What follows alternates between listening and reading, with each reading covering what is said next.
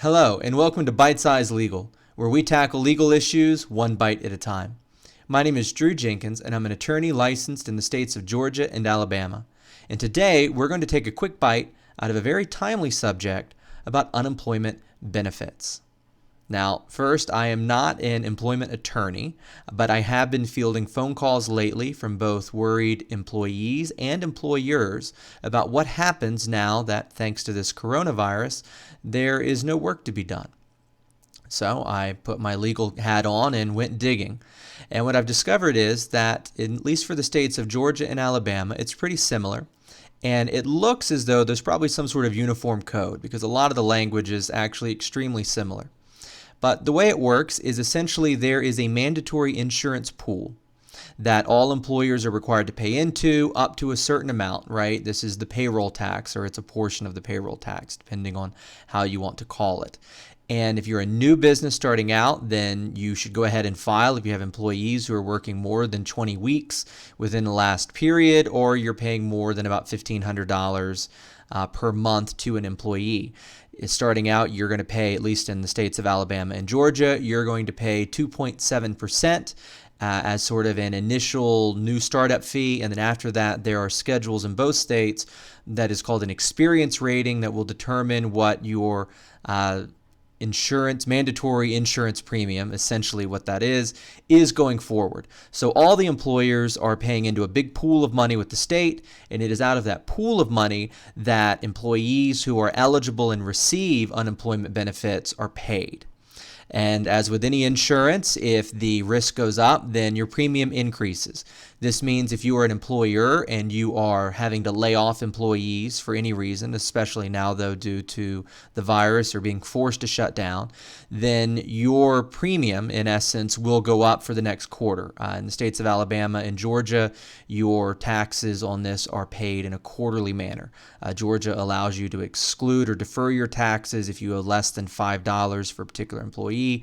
Alabama says any amount must be paid, regardless of how small it is. They also have different bases for their wages as well. In Alabama, it's $8,500. In Georgia, it's $9,500. So that is the amount of your employee's income that you're going to be paying that mandatory insurance premium on.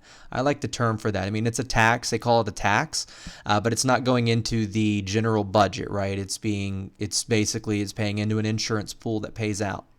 If you're an employee, when are you eligible for the benefits? This is an important question on the flip side of it. If you leave your job and you quit because you're mad, you're not eligible. If you're fired for cause or terminated for cause, you're also not eligible. Right, and this is actually the few cases that I've seen it. It has been employee was terminated for cause. They attempted to file unemployment anyway, and they were eventually denied because the employer, like I always say, paperwork protects you, had kept good records to show that this employee had been late or this employee had been caught stealing funds earlier, and this was, the second or third offense, things of that nature. But if it's not your fault, if you're laid off, by all means, go file for unemployment benefits. I also discovered that even if you're not laid off, if for some reason you're not getting paid, and again, each state sort of sets what their benefits are, and you're not making at least what that benefit amount is. So let's say that you're not necessarily unemployed, but you are underemployed. You can go ahead and file. At least in Alabama, it works that way. You can go ahead and file for unemployment benefits, and they will pay you the difference between whatever that schedule is and what you are being paid, if anything. So, for example, if you are an employee for a business that is shut down, and you are opting not to take paid time off. I mean, obviously, if you're still being compensated, you're not, there's no reason to try and double dip. You'll be ineligible. But if you don't have any paid time off remaining, or for whatever reason you're choosing not to take that, then you can file for unemployment benefits, and you will begin to receive whatever that pro rata amount is up to the benefit maximum, which actually appears to be pretty stingy across the board. We have to remember that unemployment benefits are not designed to keep your standard of living where it is. It's designed as a stopgap to allow you to pay essential bills until you're able to land on your feet again and find employment. At least that's how it works in Alabama. That also appears to be how it works in Georgia, with just a quick run through. So I hope you found that useful. So the big takeaways from this are that all employers who are not exempt, right? You're not a nonprofit, you're not a religious institution, you're not a farm or some other exempt entity, you need to go ahead and file and begin to pay your unemployment tax, right? Your unemployment insurance tax.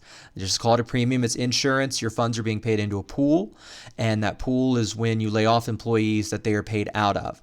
Your premium amount or your tax rate is dependent both on your experience rating, how long you've been in operations, as well as how many claims you've caused to be filed, right? Just like insurance, your premium is a function of your risk.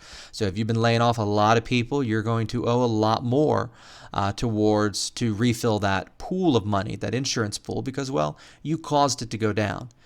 On the other side, if you're the employee, the big takeaways are if you quit, you can't file unless, of course, you were forced out of your job, right? If you were forced to quit, that's a whole other matter right there. But if you just decided you were tired of it and you wanted to find something else, you're not eligible. And if you were terminated for cause, you're also not eligible. Another quick bite to remember as the employee is that if you are being underemployed right now and that underemployment puts you below whatever your benefit amount is, at least with the state of Alabama, you can go ahead and file for unemployment benefits. I also noticed in Georgia on their website with the Department of Labor, if you are underemployed, you may also, or you're part-time, you may also be eligible. So just be sure to check your state's websites. I think both Alabama and Georgia have done a very good job.